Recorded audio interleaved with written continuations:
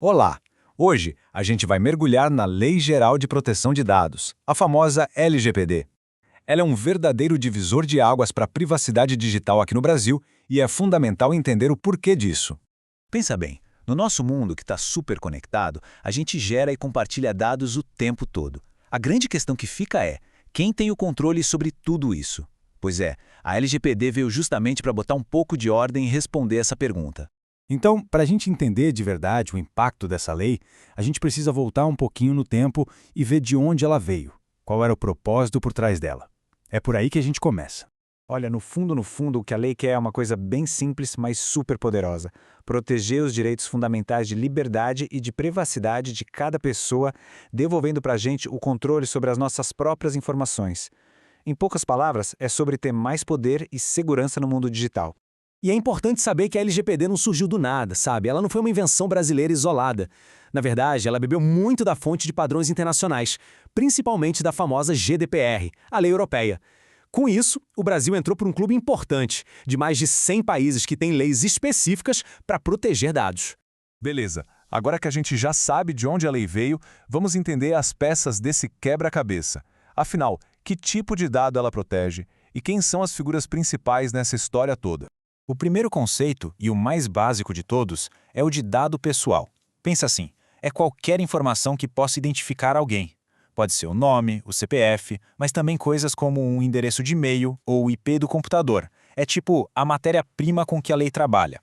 Mas aí tem uma categoria que é, digamos, VIP na proteção, o dado pessoal sensível.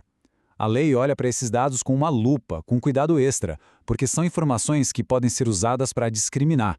A gente está falando de origem racial, religião, opinião política, dados de saúde. O cuidado aqui é redobrado. E aqui tem um ponto super importante para a gente não confundir.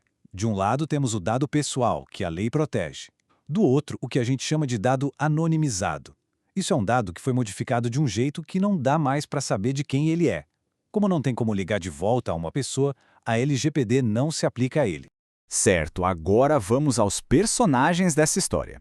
O primeiro é o controlador. Pensa nele como o arquiteto do projeto. É a empresa ou a pessoa que decide o porquê e como os dados vão ser tratados. É quem dá as cartas, basicamente. Se o controlador é o arquiteto, a gente tem também o operador. Ele é tipo o construtor da obra. Ele não decide nada, ele só segue as ordens do controlador, colocando a mão na massa e processando os dados do jeito que foi mandado. E para fechar esse trio, temos uma figura essencial, o encarregado de proteção de dados, ou DPO. Ele funciona como uma ponte. É a pessoa que faz a comunicação entre a empresa, os donos dos dados e a autoridade que fiscaliza tudo. Ele garante que todo mundo consiga se falar. Ok, então quem for tratar dados pessoais não pode fazer isso de qualquer jeito. Existe uma cartilha, um guia. São 10 princípios básicos que estão lá no artigo 6º da lei. Pode pensar neles como as 10 regras de ouro da proteção de dados. Vamos ver os 5 primeiros.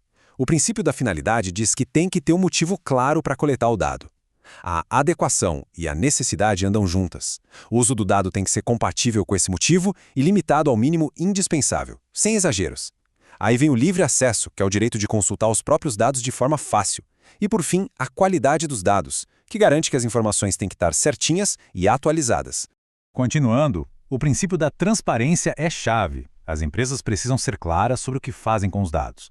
Junto vem a segurança e a prevenção, que obrigam a tomar medidas para proteger os dados e evitar danos. Outro importantíssimo é o da não discriminação.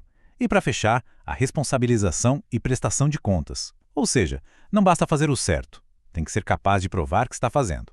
Tá, mas e aí? O que acontece com quem não segue todas essas regras? Quais são as consequências? Olha, muita gente pensa logo nas multas, que podem ser bem salgadas, é verdade. Mas o buraco é bem mais embaixo. O estrago na reputação de uma empresa, na imagem dela, pode ser muito, muito pior. O recado aqui é bem direto, né? Na era digital, perder a confiança do público pode quebrar um negócio.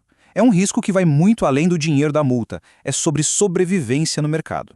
Então, no fim das contas, a gente percebe que a LGPD é muito mais do que só um manual de regras.